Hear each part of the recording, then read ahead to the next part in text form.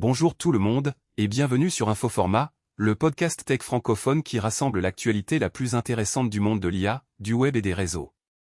Je suis votre animateur et je vous invite à rester en place pour une heure d'actualité technologique et de discussions animées. Dans notre première nouvelle, nous parlons de la polémique autour du nouveau système de watermarking mis en place par Anthropic, développeur de l'IA Claude.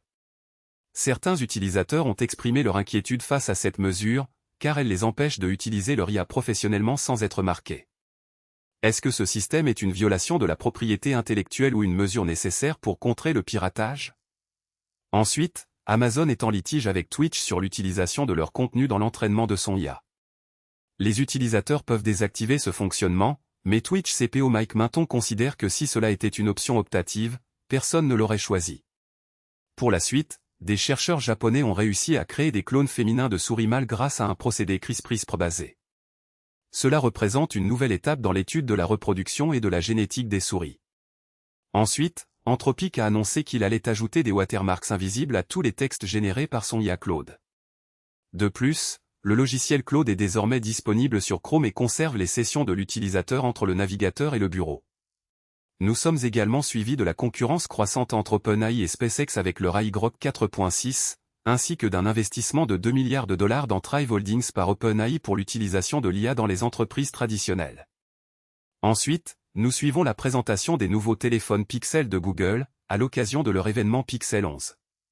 Le spectacle sera animé par Trevor Noah, et on peut s'attendre à de nouvelles innovations technologiques de la part de Google.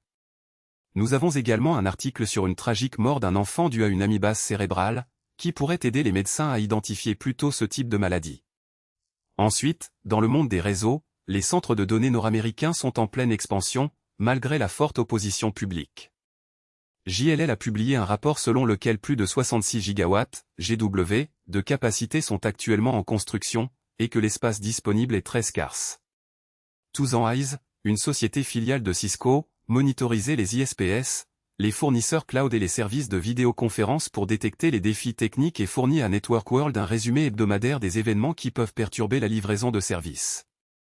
Ensuite, nous allons parler de l'actualité de Nvidia, une société qui s'est fait une réputation pour son innovation dans le domaine de l'IA. Pour terminer, nous avons deux articles sur les cyberattaques à l'encontre de Salesforce et ServiceNow. Des outils personnalisés sont utilisés pour voler des données exposées aux utilisateurs anonymes sur ces portails. De plus, une nouvelle malware Android appelée WindRelay est utilisée en conjonction avec un RAT, Remote Administration Tool, SpyNote pour voler les données de cartes de crédit et les envoyer à l'attaquant en temps réel.